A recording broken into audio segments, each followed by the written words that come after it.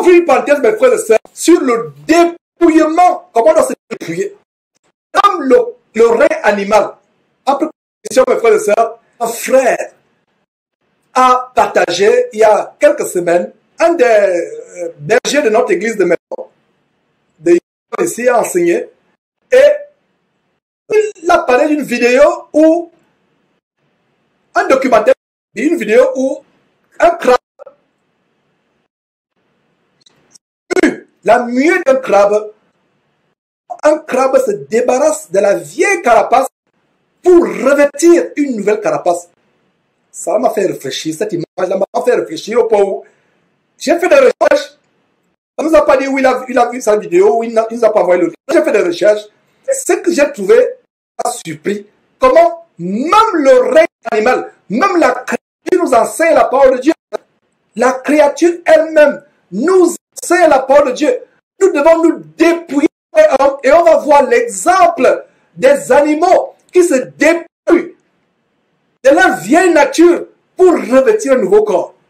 Mes frères et sœurs, il y a dans cette vidéo, on a cherché, il y a une vidéo qu'on a trouvée, la vidéo d'un crabe. Et mes frères, on va commencer par là. Ce crabe qui, par mes frères, une transformation, se débarrasse de sa carapace pour revêtir une nouvelle carapace. C'est une leçon. La nature elle-même nous enseigne. Voilà ce qui se passe. Comment un crabe, comme vous voyez sur votre écran, c'est terrible. Un crabe, comme vous allez voir, se débarrasse. C'est la première fois que je savais pas que le crabe se débarrassait de sa vieille nature pour revêtir une nouvelle peau, une nouvelle carapace. Voilà le monde animal, le rein animal qui nous montre la parole de Dieu. Se dépouiller de la vieille nature. Regardez bien ce qui se passe comme je suis en train de vous partager ces choses. Le crabe dépouille de sa vraie carapace qui est morte. Et la cela, le vieux homme qui est mort. Maintenant, l'homme nouveau, regarde le crabe, un nouveau crabe neuf, tout jeune, qui sort de la carapace et est immobile.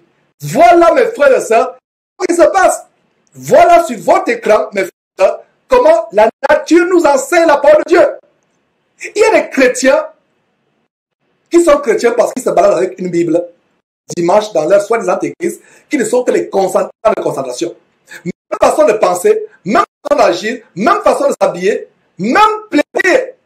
Mes frères et sœurs, et comme dit un prédicateur du côté des États-Unis, je ne sais pas si c'est Paul Washer, il disait aussi, beaucoup de chrétiens sont à Christ, mais ils ne changent pas. Et qu'est-ce qu'il prenait comme exemple? Imaginez-vous que vous vous présentez devant votre ami, vous lui dites un camion ou un train est passé sur moi. Il va secouer la tête, il va vous regarder, il va dire, mais vous êtes devenu fou. Parce qu'un camion passe sur vous, vous êtes déchiqueté. Mais vous venez dire à quelqu'un que non, à votre famille ou à votre époux, un camion vient de m'écraser. Un train vient de me percuter. Quand on rencontre Jésus-Christ, ça fait l'effet 1 milliard de train qui vous percute. Quand Jésus qui vous rencontre, vous êtes transformé exactement comme ça. Ce n'est pas la vieille nature, ce n'est pas l'ancien homme qui continue. Vous êtes une nouvelle créature, renouvelée, changée. J'ai toujours dit ceci, mon frère.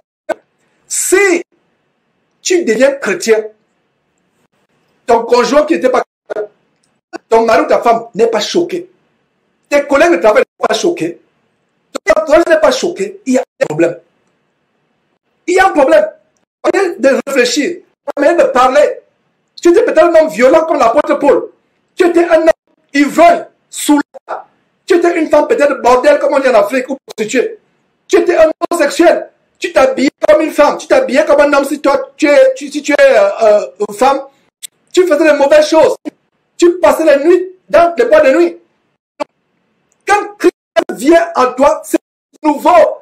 Et nous allons partager très rapidement pendant que nous voyons comment le règne animal nous montre la transformation.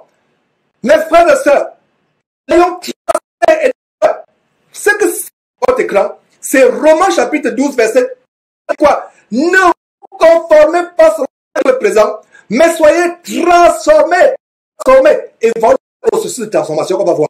Soyez transformés par le renouvellement de l'intelligence, afin que vous discerniez qu'est-ce que Dieu, ce qui est agréable, bon, agréable et parfait. Voilà mes frères et sœurs. Nous devons arriver au point où, regardez la métamorphose. Cet insecte qui se débarrasse de l'ancienne nature et qui revêt l'homme nouveau. Notez ce verset, mes frères et sœurs. Romains chapitre 12, verset 2. Ne vous conformez pas selon le siècle présent, mais transformez, du mot grec, métamorphéo, la métamorphose. L'homme nouveau, un nouvel insecte, tout neuf. La vieille carapace est laissée. Mais nous, chrétiens, nous voulons continuer à trimballer notre vieille carapace. Nous ne sommes pas morts. Le vieil homme n'est pas mort. Romains chapitre 2. Ne vous conformez pas selon le siècle présent, mais soyez transformés par le renouvellement de l'intelligence, afin que vous discerniez la volonté de Dieu est bon, agréable et parfait. Romains chapitre 6, verset 4. Notez ce verset. Romains chapitre 6, verset 4. Nous avons donc été ensevelis, enterrés avec Christ par le baptême en sa mort, afin que comme Christ est ressuscité des morts, par la gloire du Père, de même nous marchons en nouveauté de vie. Regardez nous. L'autre insecte est resté. C'est un nouvel insecte avec une nouvelle aile. Plus jeune, plus rafraîchi, plus agile. Voilà ce qui arrive quand on se convertit en Christ Jésus. La conversion en Christ Jésus est 1 milliard de milliards de milliards plus grande que le fait d'un train qui est passé sur vous, d'un camion qui est passé sur vous. Les gens sont stupéfaits. Mais c'est la même nature, le même voleur, la même prostituée, le même menteur, le même fraudeur, le même ivrogne, le même adultéreur, le même incestueux, le même fornicateur, et vous dites que vous êtes transformés. Romains chapitre 6, verset 4 dit quoi? Nous avons été ensevelis. Ça veut dire que vous êtes morts enseveli, ça veut dire enterrés, enseveli avec Christ par le baptême en quoi? En sa mort, afin que, comme il est ressuscité des morts par la gloire du Père, de même aussi, nous marchons en nouveauté de vie. C'est une nouvelle vie. Vous êtes une nouvelle créature avec un nouveau corps, avec une nouvelle façon de penser. Et quand nous parlons de ces choses, en fait, comprenez que c'est spirituel. Vous ne volez plus, vous ne mentez plus, vous ne convoitez plus les biens, vous ne recherchez plus les choses que vous recherchez, la prospérité, la gloire, etc. Que vous soyez riche, que vous ne soyez pas, ce n'est pas votre problème. Vous vous concentrez à regarder les choses du ciel. Regardez des gens qui sont chrétiens, mais qui continuent à rechercher les choses de la terre, l'évangile du roi. Non, l'évangile qui t'amène à rechercher les choses de la terre. Les choses de la terre. Romains chapitre 6, verset 4. Je relis, nous avons été ensevelis avec lui. Nous sommes en Christ par le baptême en sa mort, afin que comme Christ est ressuscité des morts, par la gloire du Père, Dieu son Père, de même nous aussi, nous marchions en nouveauté de vie. Mes frères et sœurs, regardez la transformation dont parle Romains chapitre 12. Transformation. Vous partez du vieil homme pour revêtir l'homme nouveau. Et Romains chapitre 6, le règne animal, nous enseigne la parole de Dieu. Romains chapitre 6, verset 6, sachant que notre vieil homme a été crucifié avec Jésus-Christ. Romains chapitre 6, verset 6. Notre vieil homme, nous ne faisons plus les choses passées. Nous crucifions la chair et ses mauvais désirs et ses plaisirs. Nous ne vivons plus pour penser aux choses de terre. Nous vivons pour penser aux choses du ciel. Ces pasteurs qui nous disent, passez le jour, les journées à passer grand, pensez à vos grands ciels, à vos avions. Moi, je vous dis, et une nouvelle créature, vous dépouillez du vieil homme. Regardez, Romains chapitre 6, verset 6. Sachant que notre vieil homme a été crucifié avec lui. Regardez le vieil homme, regardez ce Christ. Il se débarrasse du vieil homme. Notre vieil homme a été crucifié. Crucifié. Le vieil homme, vous enterrez, enseveli. Et cette carapace sera ensevelie dans les sables au fond de la mer pendant que ce crabe va s'en aller. Voilà la parole de Dieu. Enseveli. On ne verra plus. Cette carapace sera insaisissable. Le crabe continue sa route. Romains chapitre 6, verset 6. Sachant que notre vieil homme, le vieil homme a été crucifié, le vieil homme. Regardez cet insecte qui se débarrasse de sa vieille nature. L'homme nouveau sort. Le vieil homme a été crucifié avec lui, afin que le corps fût détruit, pour que nous soyons plus esclaves du péché.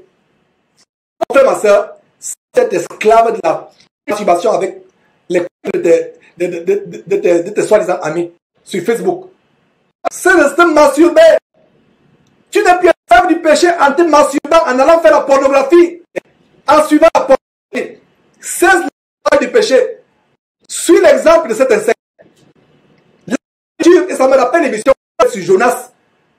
Dans le livre de Jonas, de toutes les créatures qui interviennent dans cette histoire merveilleuse, est la seule créature qui a désobéi. Pourquoi je ne suis pas né comme cet insecte-là? Pourquoi je ne suis plutôt pas né étant un ver de terre? Dieu dit à un ver de terre, à un ver de piquer l'arbre. Dans le livre de Jonas, qui a Jonas du soleil, le ver obéit. Il dit au ver de ronger et qui se met en se prenant pour Dieu, en se faisant idolâtrer pour l'homme. Le ver obéit. Dieu Jésus-Christ donne l'ordre à la mer de se calmer, la mer obéit. Il donne la tempête de se calmer, la tempête se calme. Dieu dit, donne les ordres à l'oiseau d'apporter du pain et de la viande. À Élie, l'oiseau obéit. Le soleil s'arrêtait, le soleil s'arrête. Dieu dit au poisson d'avaler Jonas, le poisson obéit. Dieu dit au poisson de vomir le poisson obéit. Mais Dieu dit, cessez le sexe avant le mariage. Il dit non, vous êtes vieux. On évolue. Même Dieu évolue avec notre temps. C'est Dieu qui doit s'adapter à notre temps. On dit que la femme ne doit pas prier sans se voir la tête. Que l'évangile de Jésus qui est gratuit, on ne la vend pas. On commence à réfléchir. Mais ma soeur, voilà la vérité. On dit, jeune homme, pas de mariage, ne passe pas le temps de joie dans les boîtes de nuit. Tu commences à raisonner. Ce qu'il faut faire. Vous êtes trop vieux jeu. Vous êtes trop sérieux. Il y a des gens appelés Jésus-Christ TV. Jésus triste TV. Attendez voir la joie l'enfant. Que celui qui a les oreilles. 2 Corinthiens chapitre 5, verset 17. Si quelqu'un est en il est une nouvelle créature. Oh mes frères. 2 Corinthiens chapitre 5, verset 17. Si quelqu'un est en Christ, il est une nouvelle créature. L'insecte est une nouvelle créature que vous êtes en train de voir. Une nouvelle créature. 2 Corinthiens 5, 17. Si quelqu'un est en Christ, il est une nouvelle créature. Les choses anciennes sont passées. Voici, toutes choses sont devenues nouvelles. Si vous devenez chrétien, votre entourage ne se passe scandaliser, vous n'êtes pas chrétien. Continuez à remplir vos salles de joie, que vous appelez l'église, où les gens dansent des carnavals. On dit, on croira à Venise ou à Rio de Janeiro. Mais c'est une église incroyable. On se croirait à l'inauguration du tunnel Saint-Gaudin. Allez encore suivre les effets qu'on a montrés sur ICC, Impact, conférence Impact diabolique en passant, 2016. Si quelqu'un est en Christ, il est une nouvelle créature. Les choses anciennes sont passées. Voici, toutes choses sont devenues nouvelles. Toutes choses sont devenues nouvelles. Colossiens chapitre 2, 11. Et c'est en lui, c'est-à-dire qu'en Christ Jésus, vous avez été circoncis d'une circoncision que la main n'a pas faite. Mais la circoncision de Christ qui consiste dans le dépouillement du corps de la chair. Voilà un exemple de dépouillement sur votre écran. Là, le réanimateur nous enseigne le dépouillement, la sanctification, la transformation. Comment être une nouvelle créature? Le dépouillement du corps de la chair. Dépouillons des œuvres de la chair. C'est le titre de cette émission. Revêtons l'homme nouveau. Débarrassons-nous du vieil homme. Le vieil homme, la vieille carapace, la vieille nature pécheresse. Revêtons l'homme nouveau. Les choses passées sont passées. Les envies, les jalousies, les calomnies, les passions de la chair, les mauvais désirs, tout ça est passé. Pour devenu nouveau. Colossiens chapitre 2, verset 11. Notez tous ces versets. Colossiens chapitre 3, verset 10. Et ayant revêtu l'homme nouveau, qui se renouvelle dans la connaissance selon l'image de celui qui l'a créé. Qui nous a créé? Dieu nous a créé. Regardez comment Dieu utilise la créature pour montrer un exemple de renouvellement. Colossiens 3. Et ayant revêtu l'homme nouveau sort du vieil homme. Vous vous débarrassez du vieil homme. L'homme nouveau se renouvelle dans la connaissance selon l'image de celui qui nous a créé. Dieu. Donc, remettons-nous de l'homme nouveau. Chapitre 6, verset 15. Car ce n'est rien d'être circoncis ou incirconcis. Si quelque chose, c'est une nouvelle créature. En Christ Jésus, nous sommes une nouvelle créature.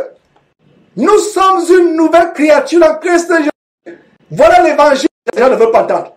Les gens sont en Christ, conserver leurs péchés, leur fornication, leurs mensonges, leurs adultères, leurs sorcelleries, leurs avortements. Ce n'est pas la parole de Dieu. La Bible dit, dans Galates chapitre 6, verset 15, pas, car il n'est que d'être circoncis, ce qui est quelque chose, d'être une nouvelle créature, être une nouvelle créature. Terminons par chapitre 4, verset 20. Éphésiens chapitre 4, verset 20. Nous allons lire le verset 22. C'est à vous, mais vous, Éphésiens chapitre 4, verset 20, mais vous, ce n'est pas ainsi que vous avez appris Christ. Si du moins vous l'avez entendu, et si conformément à la vérité qui est en vous, qui est en Jésus-Christ, je reprends. Verset 20, mais vous, ce n'est pas ainsi que vous avez appris Christ, verset 21, nous sommes à Éphésiens chapitre 4, verset 21, si du moins vous l'avez entendu, et si conformément à la vérité qui est en Jésus, c'est en lui que vous avez été instruits, à vous dépouiller, vous débarrasser, eu égard, verset 22, eu égard à votre vie passée, du vieil homme.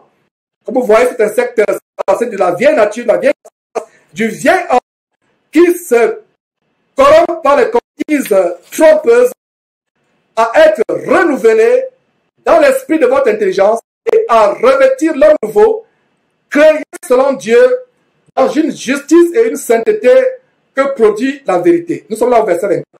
Donc voilà, le verset 24 à revêtir.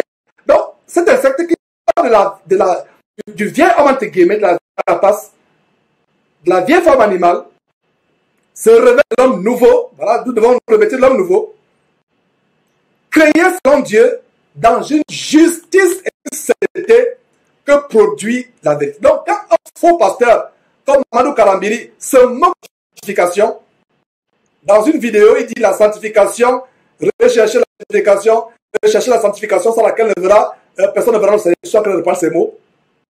Ils sont pauvres tout en recherchant la sanctification. Je préférerais être le dernier de la terre, la serpillère de la terre, le va-nu-pied de la terre. J'aimerais être le va-nu-pied de cette terre, être le plus pauvre de cette terre, mais à l'ancienne, par la sanctification. Beaucoup de pasteurs de plus en plus se moquent de la sanctification parce qu'ils ont mis l'accent sur l'argent. Argent. Vous allez dans la conférence Impact, on vous accueille par les dépliants, des prospectus, de contributions dont le plus petit montant est 1000 €, le plus grand montant est 50 000 €. Et les gens vont faire des vidéos là pour dire que c'est nous qui avons tort. Eux-mêmes savent les gens qui suivent. Les gens qui font des vidéos, vous-même vous savez ce que vous aimez dans cette vidéo-là. Nous aimons l'évangile. L'évangile nous enseigne de nous dépouiller du vieil homme, à revêtir, comme le verset, nous sommes au verset, Éphésiens chapitre 4, verset 24, revêtir le nouveau, créé selon Dieu une justice et une sainteté que produit la vérité. Verset 23, c'est pourquoi renoncer au mensonge. Donc, le verset 25 commence à énumérer quelques exemples de comment se dépouiller du vieil homme, de revêtir l'homme. Verset 25, Éphésiens chapitre 4, s'il vous plaît, verset 25. Pourquoi renoncer au mensonge et que chacun de vous parle selon la vérité à son prochain, car nous sommes membres les uns des autres. Il y a des gens qui disent qu'il y a des petits mensonges, mensonges verts, mensonges blancs, mensonges rouges. mensonge qui soit noir, vert, blanc, jaune est un mensonge. Parlons de vérité selon les uns les autres. Il y a horreur des menteurs et des fraudeurs. Ils vont se retrouver en enfer. Verset 25. Si vous vous mettez en colère, ne péchez pas que le soleil ne se couche pas sur votre colère. Ah, mes frères, le soleil ne se couche pas. Ça veut dire que si vous êtes mis en colère, assurez-vous qu'avant de vous endormir, quand vous entrez dans votre chambre pour dormir, assurez-vous que la colère, vous ne devez pas. Pourquoi ce verset, ma compréhension de ce verset, peut me tromper, corrigez-moi si je me trompe. Ma compréhension, c'est que dans le sommeil, dans le sommeil, la trompette peut repartir. Non. Quelle est ma compréhension de ce verset? Repentons-nous, évidemment, jour après jour. Repentons-nous, recherchons la repentance, jour après jour. Jour après jour. Être renouvelé dans l'esprit de l'intelligence en renonçant au mensonge. Verset 25, verset 26. Si vous mettez en colère, ne péchez point. Que le soleil ne se couche pas sur votre cou. En fait, ma compréhension de ce verset, c'est quoi? C'est arrivé que vous mettez en colère. C'est normal, c'est humain. Le péché arrive au point où le péché arrive quand vous vous couchez sur votre colère. Parce que vous avez dit, si vous mettez en colère, virgule, ne péchez point. Il n'a pas dit, vous péchez quand vous mettez en colère. Lisons bien ce verset. Il n'est pas dit, vous péchez quand vous mettez en colère. Non. Ce verset dit, verset 25, j'utilise la version du second. Si vous vous mettez en colère, ne péchez point, point virgule. Que le soleil ne se couche pas sur votre colère. Ensuite, quand le soleil ne se couche pas sur votre colère, décrit ce que c'est péché quand vous mettez en colère. Pas que vous soyez en colère, mais immédiatement, revenez de votre colère immédiatement. N'êtes pas au lit avec votre colère. C'est un risque. Le cœur peut s'arrêter pendant le sommeil. Vous pouvez mourir dans le sommeil et vous mourrez avec votre colère. Vous vous retrouvez dans le sommeil. C'est un risque.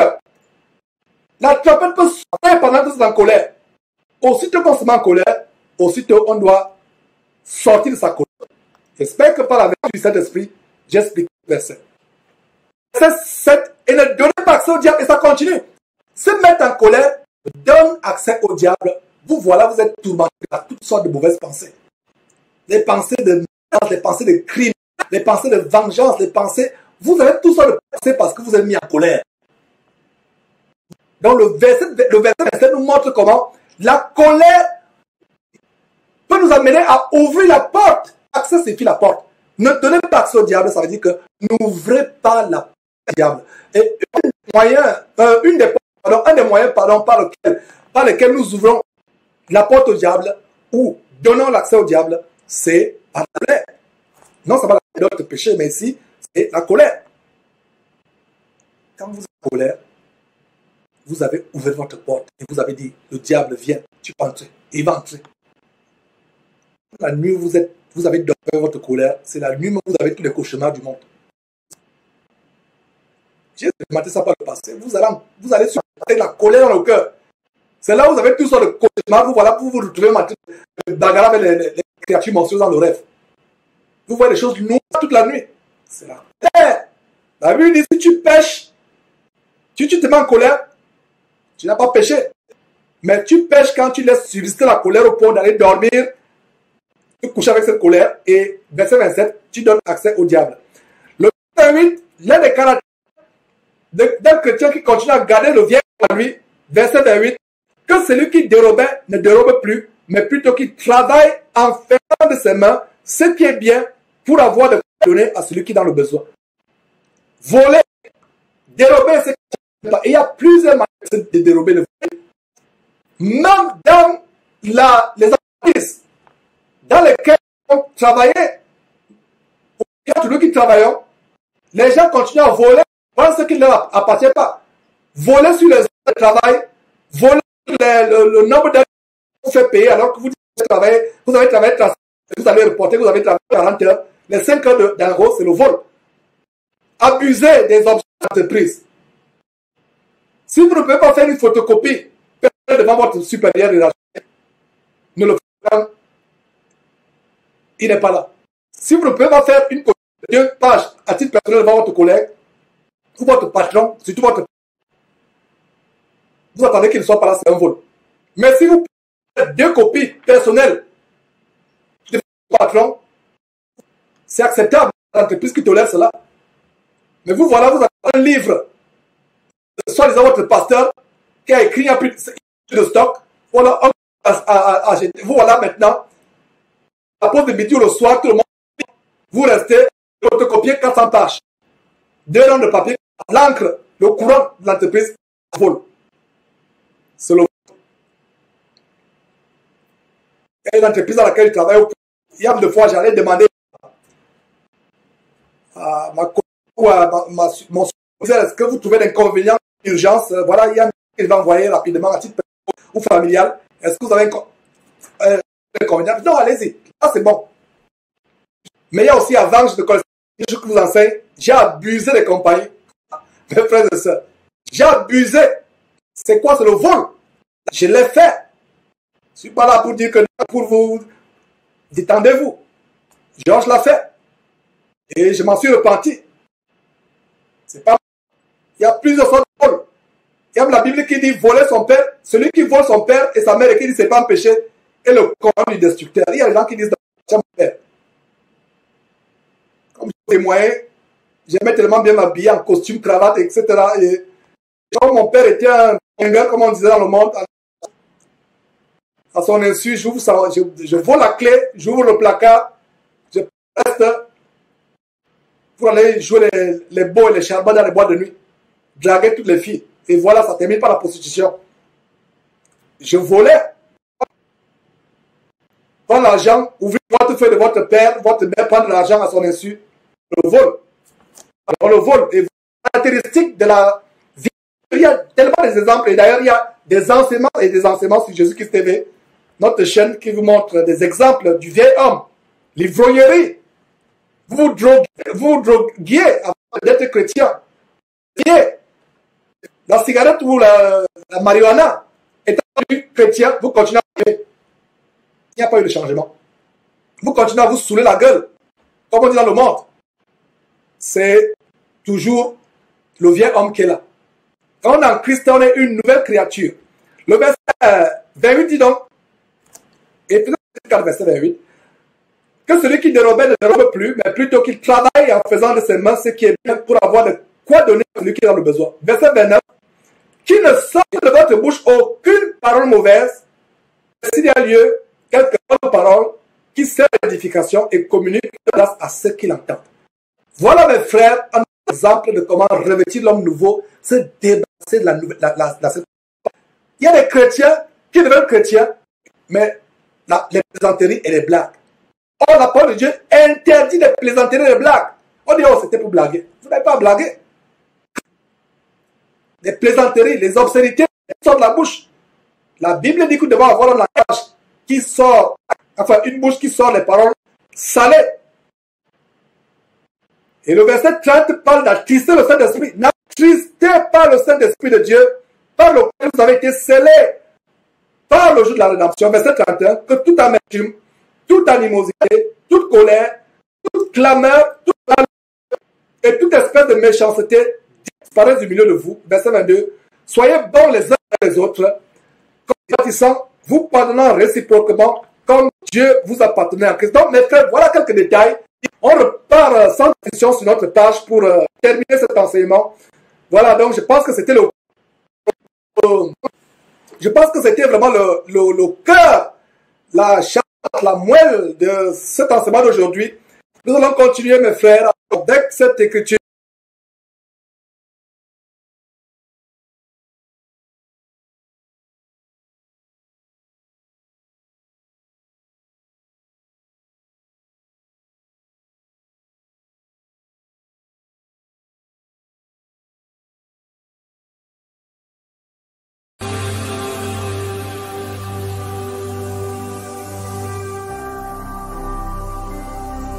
Jésus-Christ TV,